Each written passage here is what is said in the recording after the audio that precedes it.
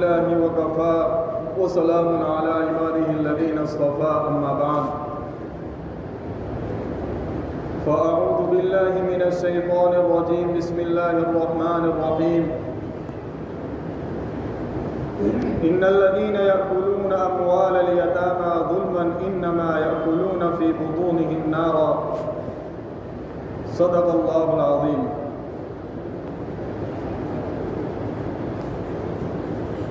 محترم بھائیو، دوستو، بزرگوں،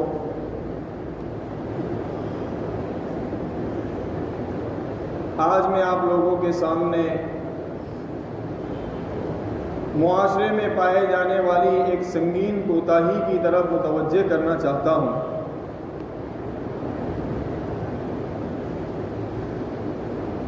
جس میں ہمارا پورا معاشرہ غفلت کرتا ہوا نظر آ رہا ہے، بلکہ وہ طبقہ جن کے اوپر دینداری کا لیبل لگا ہوا ہے اور اچھے خاصے پڑھے لکھے لوگ بھی اس چیز کے اندر کوتاہ نظر آ رہے ہیں۔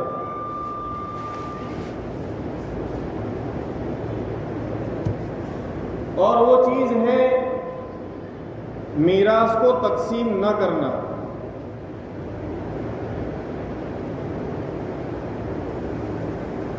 میراث کو تقسیم نہ کرنا، جس کو علم فرائض کہا جاتا ہے، علم میراث کو علم فرائض کہا جاتا ہے۔ اور اس کو علم فرائض اس لیے کہا جاتا ہے کہ اللہ تبارک و تعالیٰ نے قرآن پاک کے اندر بعض وارثین اور ورثاء کے حصے کو بیان اور متعین فرمایا ہے۔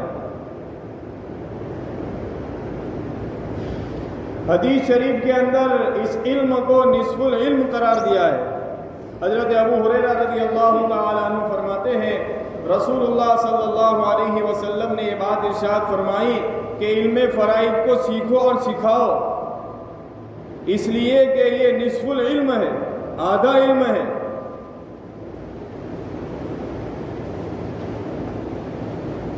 اور یہ پہلی چیز ہوگی جو میری امت سے اٹھا لی جائے گی،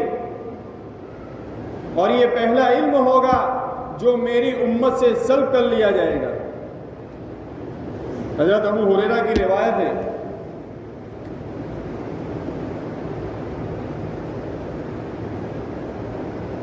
اس لیے اس علم کو سیکھنا، اس کو جاننا ہم سب کے لیے بہت ضروری ہے۔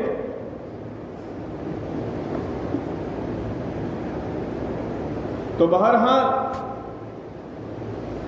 وہ کوتاہی اور وہ غفلت جس چیز کی ہے وہ یہی ہے کہ آدمی میراث کو تقسیم نہیں کرتا۔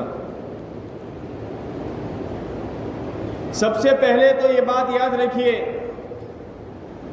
کہ جب ماں باپ کی زندگی صحت والی زندگی موجود ہے، صحت یاب زندگی ہے، تو ان کی مال و جائیداد کے مالک ماں باپ ہی ہے۔ اولاد کا اس مال و جائیداد کے اوپر کوئی حق نہیں ہے۔ اس لیے اولاد اس چیز کا اپنے ماں باپ کی حیات کے اندر اور ماں باپ کی صحت والی زندگی کے اندر اولاد کے لیے یہ حق ہے ہی نہیں کہ وہ اپنے ماں باپ سے یوں کہیں کہ آپ نے جو کچھ بھی کمایا ہے وہ ہمارے درمیان تقسیم کر دو، اب یہ ہمارا حق ہے۔ مطالبہ نہیں کر سکتے، کیونکہ جب وہ مالک ہی نہیں ہے تو مطالبہ کیسا؟ ہاں، والدین کو، ماں باپ کو اختیار ہے کہ اگر وہ مصلحت سمجھتے ہیں اپنی حیات ہی کے اندر تقسیم کر دے، اور اگر وہ چاہے تو تقسیم نہ بھی کرے، اولاد اس کے اوپر زبردستی نہیں کر سکتی۔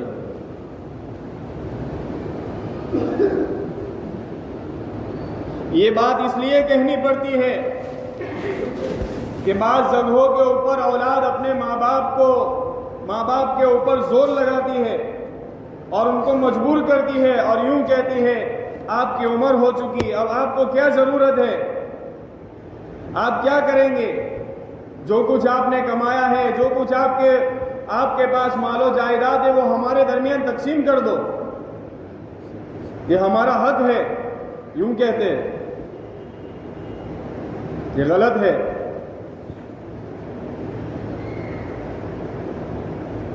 حیات کے اندر ماں باپ کو اختیار ہے، اور یوں بھی کہتے ہیں کہ پتہ نہیں کہ آپ کے چلے جانے کے بعد لوگ ہم کو ہمارا حق دیں گے یا نہیں دیں گے۔ ہو سکتا ہے کہ آپ کے چلے جانے کے بعد ہمارے درمیان آپس کے اندر لڑائی جھگڑا ہو، اس لیے بہتر یہی ہے کہ آپ اس کو ابھی تقسیم کر دیں۔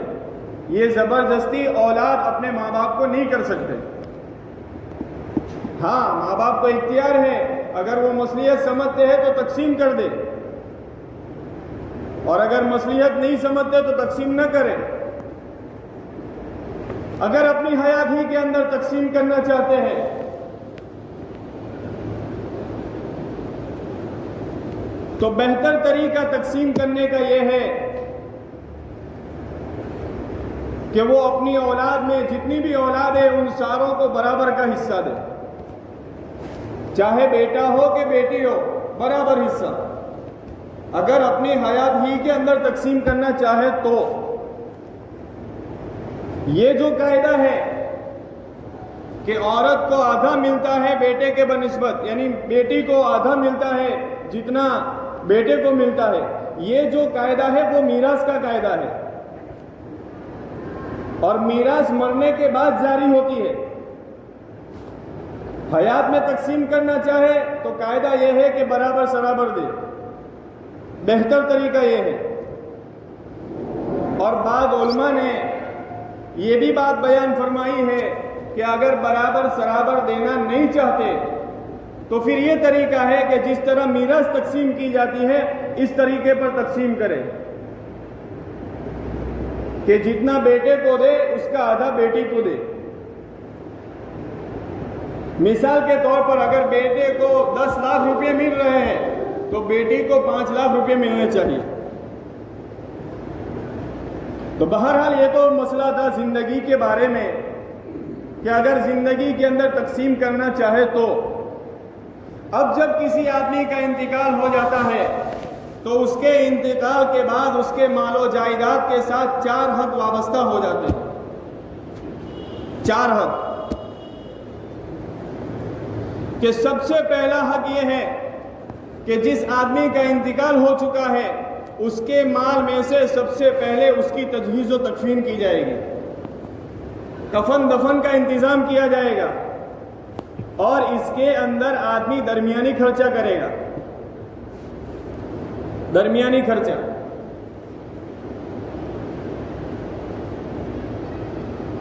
ہاں البتہ اگر کوئی آدمی تجہیز و تکفین اپنی طرف سے کرنا چاہے تو اس کی بھی شریعت نے گنجائش اور اجازت دی ہے۔ بعض ممالک وہ ہے جہاں پر قبر کے لیے بھی زمین کی پیسے دے کر خریدنی پڑتی ہے، وہاں پر مسئلہ یہ رہے گا کہ اس کے مال میں سے اس کا انتظام کیا جائے گا، مرنے والے کے مال میں سے۔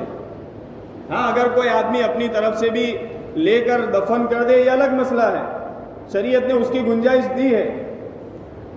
تو سب سے پہلا حق تجہیز و تکفین کا ہے۔ دوسرے نمبر کے اوپر تجہیز و تکفین کے بعد قرض کی ادائیگی کا ہے۔ دیکھا جائے گا کہ اس مرنے والے نے کتنا قرضہ چھوڑا ہے۔ پسماندگان کے لیے واجب اور ضروری ہے کہ اس کے چھوڑے ہوئے مال میں سے اس کے قرضے کو ادا کرے۔ اب قرضے بھی 2 قسم ہے قرضے کی بھی۔ ایک تو وہ قرضہ ہوتا ہے جس کا اس مرنے والے نے اپنی صحت کے زمانے میں اس کا اقرار کیا تھا، اور ایک قرضہ وہ ہے جس کا اقرار مرض الموت میں کیا تھا۔ تو ان دونوں کے اندر جو سب سے پہلا قرضہ ہے وہ مقدم رکھا جائے گا کہ اتنا مال نہیں ہے کہ دونوں قرضوں کو پورا کرے، تو کیا کریں گے؟ تو صحت کے زمانے میں جن قرضوں کا اس مرنے والے نے اقرار کیا تھا اس کو ادا کیا جائے گا۔ تو دوسرے نمبر کے اوپر قرضے کو دیکھا جائے گا، اور چونکہ قرضہ یہ حق العبد ہے، حقوق العباد کے قبیل سے، اس لیے اس کی بہت زیادہ اہمیت ہے۔ حدیث میں ہے اللہ کے رسول صلی اللہ علیہ وسلم جب کسی کا جنازہ لایا جاتا سب سے پہلے سوال یوں فرماتے کہ اس مرنے والے نے کوئی قرضہ چھوڑا ہے کہ نہیں چھوڑا؟ اگر قرضہ چھوڑا ہے، کوئی اس کا کفیل نہیں ہے، اللہ کے رسول جنازے کی نماز بھی نہیں پڑھاتے تھے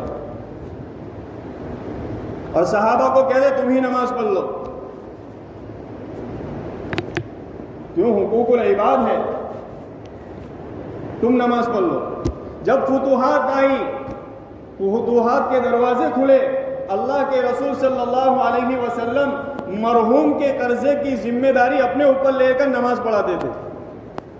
جب فتوحات کا زمانہ آیا تب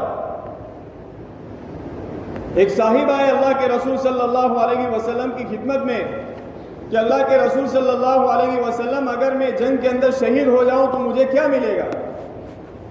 اللہ کے رسول صلی اللہ علیہ وسلم نے ارشاد فرمایا سارے تیرے گناہ معاف ہو جائیں گے اور تو جنت کے اندر داخل ہو جائے گا۔ یہ خوشی خوشی وہ صحابی اٹھے، اللہ کے رسول صلی اللہ علیہ وسلم نے واپس بلایا اور فرمایا دیکھ سارے گناہ معاف تو ہو جائیں گے لیکن اگر تیرے ذمے کوئی قرضہ ہے وہ معاف نہیں ہوگا، معاف نہیں ہوگا۔ تو دوسرا حق جو ہے، دوسرے نمبر پر یہ دیکھا جائے گا کہ اس مرنے والے نے کوئی قرضہ چھوڑا ہے کہ نہیں چھوڑا۔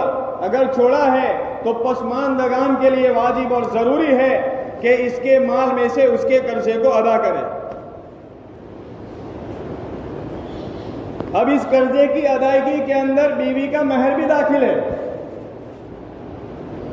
ہمارے معاشرے میں تو عام طور پر اسی وقت دے دی جاتی ہے مہر، لیکن بعض علاقے وہ ہے جہاں پر مہر کو ادھار رکھا جاتا ہے۔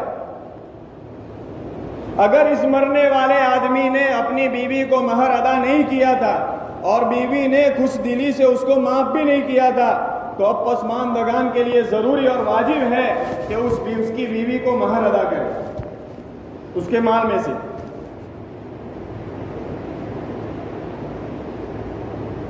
اور یہ جو مہر ملے گی وہ میراث کے حصے سے الگ ملے گی، کیونکہ میراث کے حصے سے مہر کا کوئی تعلق نہیں، دونوں الگ الگ چیزیں ہیں، مہر الگ، میراث کا حصہ الگ ہے۔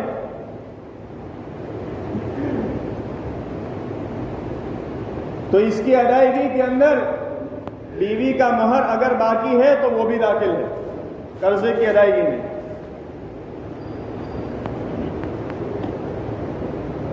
تو دوسرے نمبر کے اوپر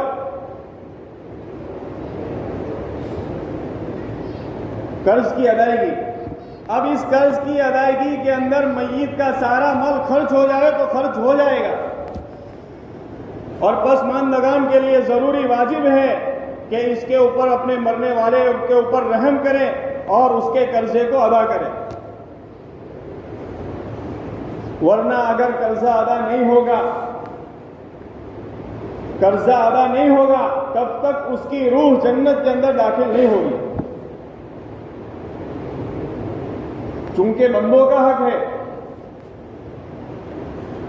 بندوں کا حق ہے، اس لیے ورثاء کے لیے ضروری ہے کہ اپنے مرنے والے کے اوپر رحم کرے اور اس کے مال میں سے اس کے قرضوں کی ادائیگی کرے۔ تو دوسرا حق جو میت کے مال کے ساتھ وابستہ ہو جاتا ہے وہ ادائے قرض ہے۔ تیسری نمبر کے اوپر جس کے ساتھ میت کا مال وابستہ ہو جاتا ہے وہ ہے وصیت، کہ دیکھا جائے گا کہ میت نے کوئی جائز وصیت کی ہے کہ نہیں کی ہے۔ اگر کوئی میت نے جائز وصیت کی ہے تو اس کے چھوڑے ہوئے مال میں سے پسماندگان کے لیے واجب اور ضروری ہے کہ اس کی وصیت کو پورا کرے۔ ہاں اگر کوئی ناجائز وصیت کی ہے تو اس کا پورا کرنا ضروری نہیں، کہ مثال کے طور پر مرنے والے نے یہ وصیت کی ہے کہ میرے مرنے کے بعد میرا 40واں کرنا یا فلاں درگاہ کے اوپر جا کر چادر چڑھانا، یہ ساری ناجائز وصیت ہے، اس کو پورا نہیں کیا جائے گا اور ورثاء کے لیے اس کو پورا کرنا جائز بھی نہیں ہے۔ وصیت جائز ہونی چاہیے۔ مثال کے طور پر اس کی نمازیں چھوٹ گئی تھی، اس کی وہ قضا نہیں کر سکا، مرتے وقت وہ وصیت کر رہا ہے کہ میرے چھوڑے ہوئے مال میں سے میری نمازوں کا فدیہ ادا کر دینا۔ اسی طرح روزہ ہے کہ اس کے ذمے روزے باقی تھے، مر رہا ہے، وصیت کی کہ میرے روزے کا فدیہ دے دینا۔ حج فرض تھا، نہیں کر سکا، مرتے وقت یہ وصیت کر رہا ہے کہ میری طرف سے حج بدل کروا لینا۔ یہ ساری جائز وصیتیں ہیں۔ اسی طرح کہ فلاں مدرسے کے اندر، فلاں مسجد کے اندر اتنے اتنے پیسے دے دینا، یہ ساری جائز وصیتیں۔ تو یہ وصیت سب سے پہلے تجہیز و تکفین کے بعد، ادائے قرض کے بعد، اب دیکھا جائے گا کہ کتنا مال بچا ہوا ہے، اس مال میں سے تہائی حصے تک اس کی وصیت کو پورا کیا جائے گا، تہائی حصے۔ اب اس کے بھی بہت سارے مسائل ہیں کہ وصیت وارث کے لیے نہ ہو، بہت ساری لمبی چوڑی اس کی تفسیر ہے۔ تو تیسرے نمبر کے اوپر وصیت ہے۔ اگر اس مرنے والے نے وصیت کی ہے لیکن وہ وصیت تہائی مال میں سے پوری نہیں ہو رہی ہے، بلکہ زائد چاہیے، زیادہ مال کی وصیت کی ہے، تو تہائی تک وصیت کو پورا کرنا یہ ورثاء کے لیے واجب اور ضروری ہے۔ آگے جو مسئلہ ہے وہ ورثاء کو اختیار ہے کہ وہ سارے ورثاء راضی اور خوش ہو کر اگر تہائی سے زائد کی وصیت کی ہے اس کو پورا کرنا چاہے تو پورا کر سکتے ہیں، اور اگر نہ چاہے تو اس کو اختیار ہے نہ کرے، لیکن تہائی تک ضروری ہے۔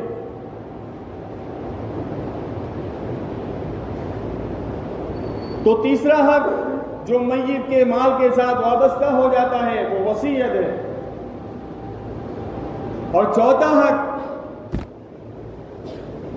جس کے بارے میں ہمارے معاشرے کے اندر بہت غفلت پائی جا رہی ہے، بلکہ وہ طبقہ جیسے شروع میں نے بتایا کہ جن کے اوپر دینداری کا لیبل لگا ہوا ہے وہ بھی اس کے اندر غفلت اور کوتاہ نظر آ رہا ہے، اور وہ جو ہے کہ وہ کیا ہے کہ ورثہ شریعت، قرآن اور حدیث کی روشنی کے اندر اس کا جو 2/3 مال بچا ہوا ہے وہ ورثاء کے درمیان تقسیم کرنا۔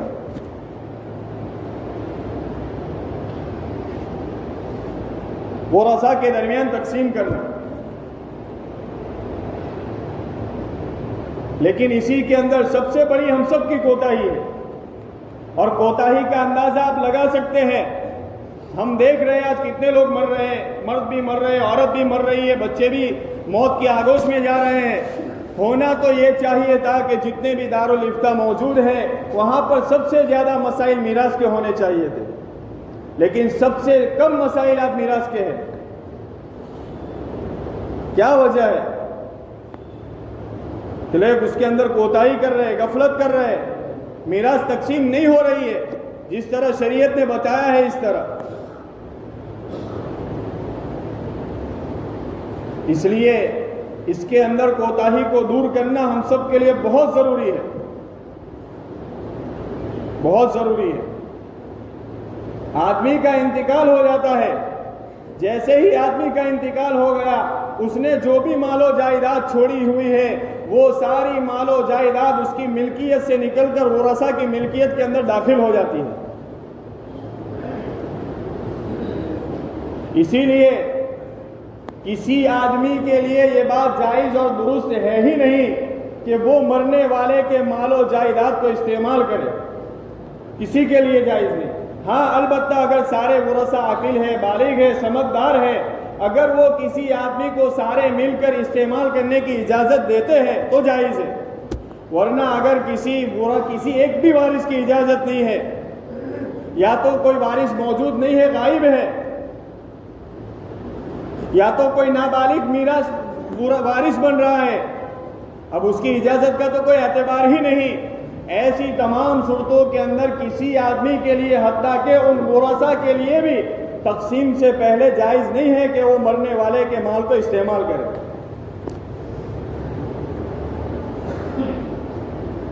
اور انتقال ہو جاتا ہے، یہ سارے ورثاء مشترکہ طور پر مالک ہو جاتے ہیں، حتیٰ کہ اگر اس مرنے والے نے سوئی اور دھاگا چھوڑا ہے اس کے اندر بھی یہ شریک ہو جاتے ہیں۔ اس کے اندر بھی شریک ہو جاتے ہیں۔ امام صاحب ایک آدمی بیمار ہوا، عیادت کے لیے تشریف امام ابو حنیفہ جس کی ہم تقلید کرتے ہیں بیٹھے ہوئے تھے، تھوڑی دیر ہوئی، دیکھا کہ اس آدمی کے اوپر نظر طاری ہو رہا ہے، بالکل مرنے کے قریب ہے۔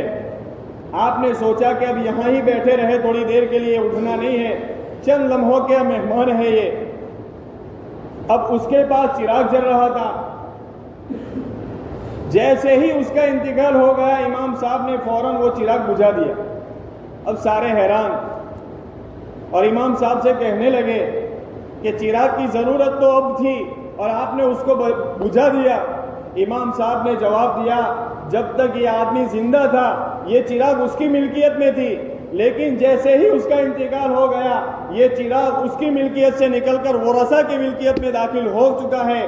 اب ورثہ کی اجازت کے بغیر استعمال کرنا کسی کے لیے جائز نہیں ہے۔ ان ساری چیزوں کو سن کر ہم اپنے آپ کو دیکھیں کہ ہم اس بارے میں کہاں تک ہیں۔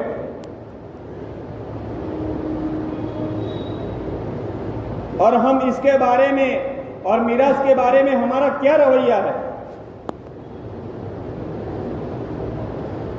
بے باکی سے آدمی مال کے اوپر قبضہ کر لیتا ہے، صاحب حق کو حق پہنچانے کی کوئی فکر نہیں، جس طرح چاہے اس کو استعمال کرتا ہے، جس طرح چاہے استعمال کرتا ہے۔ یہ بہت بڑا ظلم ہے اور بہت بڑے گناہ کے مرتکب ہے، بہت بڑے گناہ کے مرتکب۔ ایک بزرگ نے واقعہ لکھا ہے، عجیب و غریب واقعہ لکھا ہے۔ وہ فرماتے ہیں ایک عالم صاحب کا انتقال ہو گیا، شاگرد نے اپنے استاد کو خواب میں دیکھا، سخت دھوپ ہے، چٹیل میدان ہے، عالم صاحب ننگے جسم سخت گرم چٹیل میدان کے اندر، سخت گرمی کے اندر ادھر ادھر چکر لگا رہے، پریشان بے چین ہیں۔ شاگرد نے اپنے استاد سے خواب میں پوچھا، کیا بات ہے؟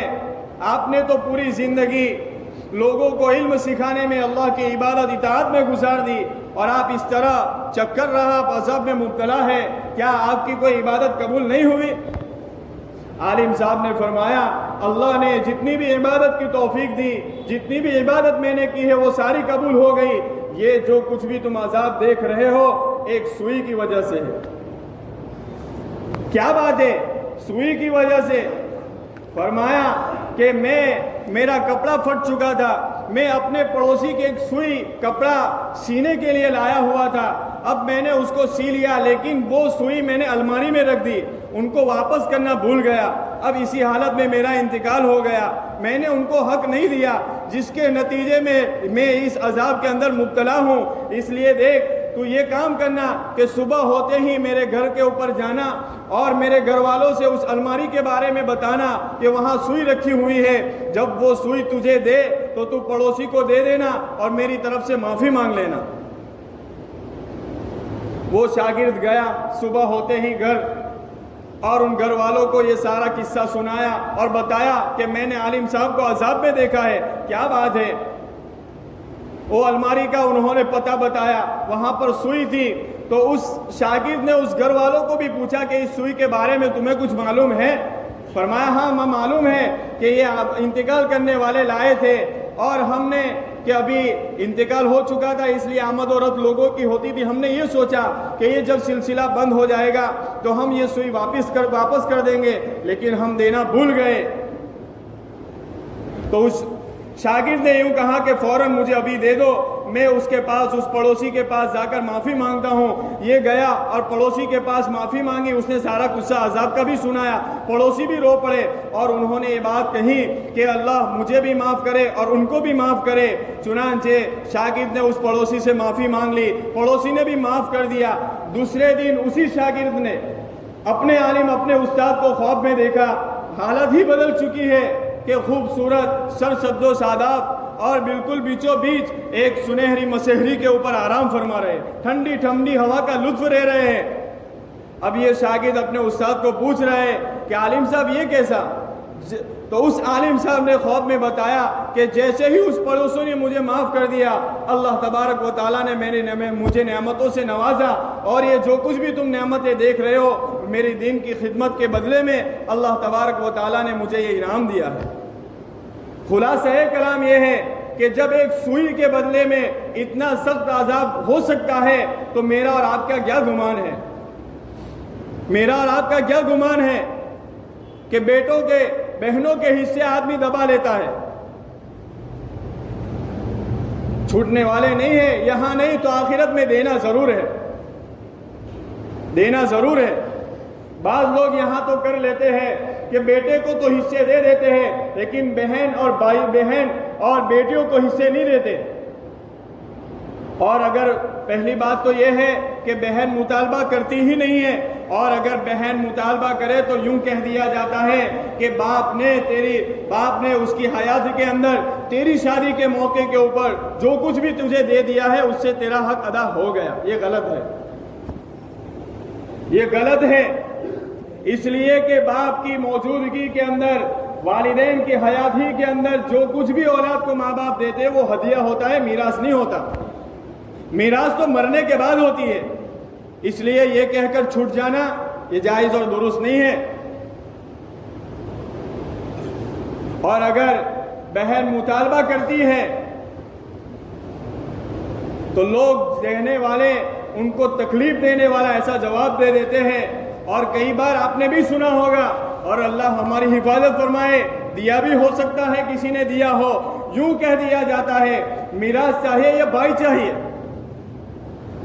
میراث چاہیے یا بھائی چاہیے، یعنی کہنے کا مطلب یہ ہوتا ہے کہ اگر میراث کا مطالبہ کر رہی ہے تو آج ہمارا رشتہ ختم، نہ ہم تجھے دیکھیں گے نہ تیری دیکھ بھال کریں گے، اور اگر تم میراث کا حصہ چھوڑ دیتی ہے تو ہم تیرے سکھ دکھ میں اور تیری ہر خوشی غمی کے اندر شریک ہے،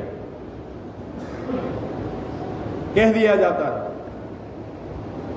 اس لیے جس کو اپنی آخرت کی فکر ہوتی ہے، اپنی آخرت کے بارے میں آدمی فکر مند ہوتا ہے، مرنے کے بعد سب سے پہلے اس کی فکر میراث تقسیم کرنے کی ہوتی ہے، اور شریعت کا بھی یہی حکم ہے کہ آدمی سب سے پہلے تجہیز و تکفین کا انتظام کرے، قرضے کی ادائیگی کا، وصیت کا، اس کے بعد وہ میراث کو تقسیم کرے۔ شریعت کا بھی حکم یہ ہے۔ میراث تقسیم نہ کرنے والے یہ 3 طرح کے ظلم کر رہے ہیں، چونکہ وقت نہیں ہے بتانے کا۔ بہرحال خلاصہ کلام اتنا ہے کہ ہم اپنی زندگی کے اندر فکر مند رہے، آدمی آخرت کے بارے میں فکر مند رہے کہ ایک دن مجھے مرنا ہے، اللہ کے سامنے مجھے پیش ہونا ہے، اس لیے آدمی اس طرح زندگی گزار کر جاوے کہ اس کی ہاتھ سے، اس کی زبان سے، اس کے کسی بھی پاؤں، کسی بھی عضو سے کسی کو تکلیف نہ پہنچے، نہ اس کے اوپر کسی کا حق باقی ہو۔ ورنہ میرے بھائیو یاد رکھیے، اگر کسی کا 1 روپیہ باقی ہوگا، 1 روپیہ اپنے ذمے باقی رہے گا، موت آ گئی، کل قیامت کے دن اللہ کے سامنے 700 مقبول حج، 700 مقبول نمازیں دینی پڑے گی۔ اس لیے ہم اپنے بارے میں فکر مند رہے، اپنے بارے میں چوکنا رہے، مرنا ہے، کب موت آ جاوے پتہ نہیں، اس لیے ابھی جن لوگوں نے ابھی تک میراث کو تقسیم نہیں کیا ہے اس کے بارے میں چوکنا رہے، فکر مند رہے، ورنہ یہ گناہ ایسا ہے۔ میں ایک ظلم بتا دیتا ہوں کہ 3 ظلم میں سے ایک ظلم یہ بھی ہے کہ آدمی جب میراث کو تقسیم نہ کر کے بہت بڑا ظلم کر رہا ہے کہ اپنے بھائی کا حق کھا رہا ہے۔ ظاہری بات ہے کہ اگر باپ نے باپ کے انتقال کے اوپر بیٹے، اور یہ گناہ ایسا ہے جو نسلوں تک چلتا ہے، یہ ظلم نسلوں تک چلتا ہے، اگر باپ کے انتقال کے وقت بیٹے نے میراث تقسیم نہیں کیا تو ظاہری بات ہے کہ اس بیٹے کے مرنے کے وقت پوتے بھی تقسیم نہیں کریں گے، اس لیے کہ رواج ہی نہیں ہے تقسیم کرنے کا۔ یہ نسلوں تک نسلیں ایسے ہی چلیں گے۔ ان سارا وبال اس پہلے میراث، جنہوں نے پہلی مرتبہ کے اندر پہلے ورثہ نے میراث کو تقسیم نہیں کیا، وہ سارا گناہ ان کے اوپر آئے گا۔ اس لیے پوچھ کر میراث کو تقسیم کرے، اپنی بہنوں کو، اپنی بیٹیوں کو میراث کے اندر حصہ دے۔ اللہ تبارک و تعالی ہم سب کو حقوق العباد کے بارے میں چوکنا رہنے کی اور ہر ایک کے حقوق کو جان جان کر ادا کرنے کی توفیق عطا فرمائے۔ وآخر دعوانا ان الحمد للہ رب العالمین۔